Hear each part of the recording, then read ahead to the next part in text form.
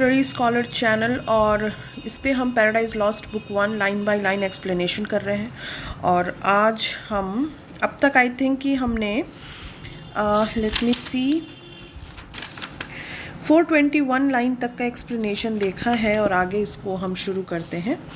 तो the ascending pile stood fixed her stately height and straight the door opening their brazen fold discover wide within her ample space over the smooth and the level of and level pavement. तो इसमें वो कह रहा है, Milton कह रहे हैं कि वो जो स्ट्रक्चर निकल के आया that rose high into the air stood immovable and towering in its height. तो कहने का मतलब कि जो स्ट्रक्चर धरती के अंदर से फाड़ के निकला था उसकी काफ़ी वो बहुत ऊंचाई तक मतलब ऊपर उठा, वो जो पूरा स्ट्रक्चर था बहुत ही फिक्स्ड होकर वो मतलब इमूवेबल उसके टावर्स थे और उसकी हाइट बहुत ऊपर तक की थी। तो और स्ट्रेट अवे जो था उसका डोर वाइड ओपन था, ठीक है, जो डोर था उसका बहुत ही वाइड ओपन था, ओपनिंग देयर ब्रेजन फोल्ड। और क्या है इसमें दिया है, discover wide within her ample space over the smooth and level pavement.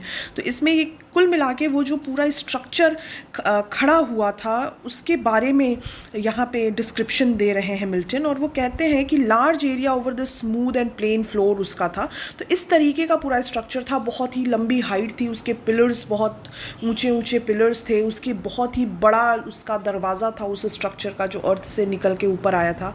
और वो बहुत ही फिक्स्ड खड़ा था उसका, और बहुत ही स्मूथ स्पेस जहाँ पे वो खड़ा था, जो उसका लार्ज एरिया जो था वो प्लेन, उसकी फ्लोरिंग जो थी वो बहुत ही प्लेन थी, स्मूथ थी और बहुत ही लार्ज थी। From the arched roof pendant by the subtle magic many a row of starry lamp and blazing crescents fed with naphtha and asphaltes yielded light as from a sky। तो अब वो उसकी decoration के बारे में कह रहे हैं मिल्टन कि जो उसका आर्च्ड रूफ था, जो उस स्ट्रक्चर का जो रूफ था उसमें जो है वंडरफुल मैजिकल लैम्प्स जो है वो ग्लिम मतलब चमक रहे थे, जिसमें कि स्टार्स थे फ्लेमिंग, और बास्केट शेप्ड लैम्प थे जो कि नेफ्थन से और एसफॉल्ट जो होता है उससे जल रहे थे। और इस तरीके से बहुत ही खूबसूरत उसका जो डेकोरेशन था वो बहुत ही खूबसूरत था। The hasty multitude admiring entered and the work some praise and some the architect. तो जो हेस्टी मल्टीट्यूड का मतलब जो वो पूरी झुंड थी फॉलन एंजल्स की जिन्होंने इसको बनाया और जिन्होंने इसको बनते देखा, वो बहुत ही तेज़ी के साथ वो सब एक साथ एंटर करते हैं उसमें, और वो खड़े होके उसको एडमायर करना शुरू करते हैं उस पूरे आर्किटेक्चर को। तो कुछ जो है वो उसके डेकोरेशन को जो है वो उसकी तारीफ़ कर रहे थे, और कुछ जो थे वो उसके आर्किटेक्ट जो कि मेमन जो जिसने उसको बनाया, उस पूरे सराउंडिंग को जिसने बनाया, कुछ उसको भी कर रहे थे कि क्या खूबसूरत का इसने इस स्ट्रक्चर को, जो नर्क का ये पूरा स्ट्रक्चर है उसको कितना खूबसूरत बनाया है। तो इस तरीके से कुछ जो है उस पूरे स्ट्रक्चर के डेकोरेशन को कर रहे थे, उसकी तारीफ़ कर रहे थे, उसको एडमायर कर रहे थे, और कुछ उसके आर्किटेक्ट को जो उसको बनाने वाला था, जो उसका मेन कारीगर था जो कि मेमन था, और वो उसकी तारीफ़ कर रहे थे। His hand was known in haven by many a toward structure high where sceptered angels held their residence and sat as a prince from the supreme king, exalted to such power and gave to rule each in his hierarchy the orders bright। तो अब वो कह रहे हैं, ये मेमन के ही बारे में कह रहे हैं कि वो जो उसका हाथ है, मतलब वो इतना काबिल मतलब आर्किटेक्ट है कि उसके जो उसका काम है उसको वो हेवन में भी बहुत ही अप्रिशिएट किया गया। वहाँ उसने महल बनाए थे और वो सारी जगह उसने बनाई थी जिसका आज वहाँ पे जो हेवनली एंजल्स हैं उसका वो उपयोग कर रहे हैं। वो सब स्ट्रक्चर जो जहाँ वो रहते हैं, एंजल्स जहाँ रहते हैं, जहाँ पे जो गॉड हैं वो जहाँ पे बैठते हैं, और वो मतलब जहाँ जहाँ वो रूल करते हैं उनकी पूरी अथॉरिटी, तो वो जो हेवन का भी जो स्ट्रक्चर था वो मैमन ने ही बनाया था, और उसकी हर जगह उसकी तारीफ हो रही थी, उसके उसके उसके वर्क की तारीफ हो रही थी। तो he was known in heaven for his workmanship, for he उसी ने पैलेस बनाया where angels exercises the sovereign power and dwelt whom God the Supreme King invested with rule and authority, each according to the grade and order of angels। तो वो सब जगह जहाँ जहाँ जो जो वर्क होता है स्वर्ग में, वो जो भी जगहें हैं वो सब इसी ने बनाई थी। ठीक है, तो इस वजह से इसकी तारीफ करने मतलब तारीफ़ की जानी चाहिए, क्योंकि ये एक मामूली आर्किटेक्ट ने हेवन के हेल के इस जो स्ट्रक्चर निकल के आया है, ये जो पैलेस जैसा निकल के आया है, वो इसने सिर्फ यही नहीं बनाया, हेवन में भी इसने काफ़ी अच्छे स्ट्रक्चर्स बनाए थे। फिर वो आगे कहते हैं, मिल्टन कहते हैं, nor was his name unheard और unadored in ancient Greece and in Ausonian land, men called him Mulciber. ठीक है, तो अब ये कह रहा है कि ये मैमन के ही बारे में हो रही है कि ऐसा नहीं है कि ये जो है अननोन है या अनएडोर्ड है, इसको ह्यूमन जनरेशन भी जानती है, उसको जो ग्रीस है, ग्रीस के लोग इसको जानते हैं, इसकी पूजा करते हैं। मैमन के बारे में कह रहा है। इटली में उसको मेल्सिबर के नाम से जाना जाता है। ठीक है, and how he fell from heaven they fabled, और ये भी कि उसकी जो पौराणिक कथाएं हैं, उसकी जो स्टोरीज़ हैं, वो नरेशन ऑफ माइथोलॉजी लोग करते हैं, उसकी माइथोलॉजिकल जो स्टोरीज़ हैं कि कैसे how he fell from the heaven and cast out by the angry Jove, right, मतलब वो किस तरीके से गॉड ने उसको गुस्से से गॉड ने उसको नीचे फेंक दिया था। तो ये सारी स्टोरीज़ लोग आपस में सुनाते हैं।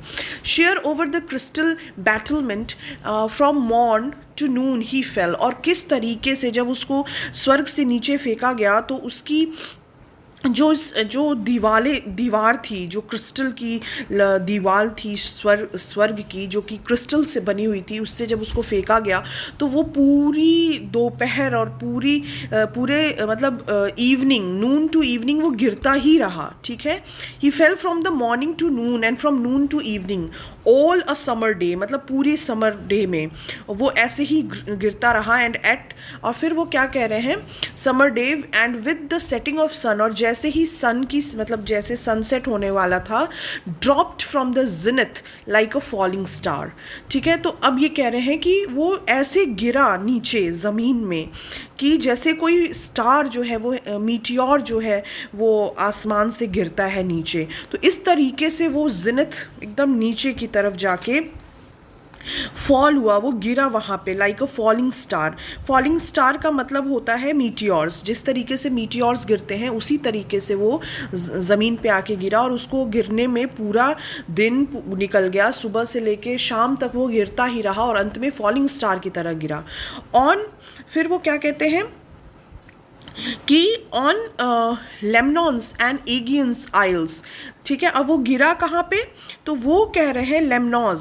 ठीक है, लेमनॉज पर गिरा था, जहाँ पे ईगियंस जो आइलैंड है वहाँ पे लेमनॉन्स करके एक जगह है जहाँ पे वो आके गिरा था। ठीक है, दस they relate earning of for he with his rebellious rout fell long before, nor aught availed him now to build in heaven high towers, nor did he escape by all his engines, but was handlong sent with his industrious crew to build in hell। तो अब यहाँ पे वो कह रहे हैं कि 10 जो स्टोरी है वो इस तरीके से, this story goes like this, but ये मतलब it is anything but true, मतलब ऐसा नहीं है कि ये सिर्फ कहानियाँ हैं, ये कथा ही नहीं है, ये एक सच है कि इस तरीके से ये गिरा था। और वास्तव में अगर देखा जाए तो बहुत पहले जो भी फॉलन एंजल्स थे, he fell long ago, with the multitude of rebel angels, कि वो जितने भी लोगों ने, जितने भी फॉलन एंजल्स ने गॉड के अगेंस्ट मोर्चा खड़ा किया था, तो ये बहुत पहले ही स्वर्ग से इसको गिरा दिया गया था, क्योंकि ये उसमें आगे था कि उसने स्वर्ग में जो है वो इतने ऊंचे ऊंचे बिल्डिंग्स बनाए, इतने ऊंचे ऊंचे उसने स्ट्रक्चर खड़े किए, टावर्स, लॉफ्टी टावर्स का इसने स्वर्ग को उसकी अपनी आर्ट से, अपनी आर्किटेक्ट से डेकोरेट किया। लेकिन ये सब जो है उसके क्राइम के आगे छोटा पड़ गया, और इससे उसके जो क्राइम जो उसने किया था, रिवोल्ट किया था गॉड के अगेंस्ट, उसमें कोई कमी नहीं आई। और किसी भी तरीके से मतलब अपनी उसने बहुत क्लेवर के साथ, मतलब हर तरीके से हर चीज़ अपना ली वो, कि चालाकी से, अपने काम के बदौलत, लेकिन उसकी कोई भी चालाकी जो है उसको मतलब फॉल होने से उसको नहीं बचा पाई। और फिर वो कहते हैं कि ऐसा और वो स्वर्ग से जो है वो मतलब अपने सर के बल, हेडलॉन्ग सेंट, वो सर के बल गिरा था, ठीक है। और मतलब इसमें यहाँ पे हेवन हाई टावर्स, मतलब उसके कोई भी काम, to have build in heaven high towers, not did he escape by all his engines, किसी भी तरीके से वो उस फॉल से नहीं बच पाया था, और वो सिर के बल जो है वो नीचे ज़मीन पे गिरा था। और फिर क्या हुआ, एंड विद हिज लेबर, और इसी की मेहनत से आज इसके जो इसी की मेहनत है, या कहा जाए कि इसी की वजह से आज जो नर्क है, जहाँ हेल है, वहाँ पे इस तरीके की माइटी बिल्डिंग बन पाई है, because he is a known architect in heaven also. तो इस वजह से यहाँ पे जो है हम आज का ये जो वीडियो है यहीं पे ख़त्म करते हैं। अब आगे की जो लाइन है उसमें a council of a rebel angels summoned किया जाता है, और फॉलन एंजल कंपेयर्स टू बीज, ठीक है। वो बीज के साथ मिल्टन उनको कंपेयर करते हैं, फॉलन एंजल्स को। और फिर सेटन जो है वो अपनी काउंसिल बुलाता है, उसको समन करता है रिबल एंजल को, कि आगे करना क्या है, इस बात को डिस्कशन करने के लिए। तो इसके आगे जो है हम अगले वीडियो में देखेंगे। और तब तक आप अपना ख्याल रखो, अपने पेरेंट्स का ख्याल रखो, अपने परिवार का ध्यान रखिए और खुश रहिए। Thank you for watching this video. और अगर आप इस चैनल पे नए हैं तो इसको सब्सक्राइब करिए, अपना ढेर सारा प्यार दीजिए। और अगर आपको पैराडाइज लॉस्ट से रिलेटेड वीडियो चाहिए तो वो आपको जो है वो कहा जाए कि प्लेलिस्ट में आपको सब कुछ वहाँ मिल जाएगा, अवेलेबल हो जाएगा। तो इसी के साथ thank you for watching this video. Stay blessed and keep smiling.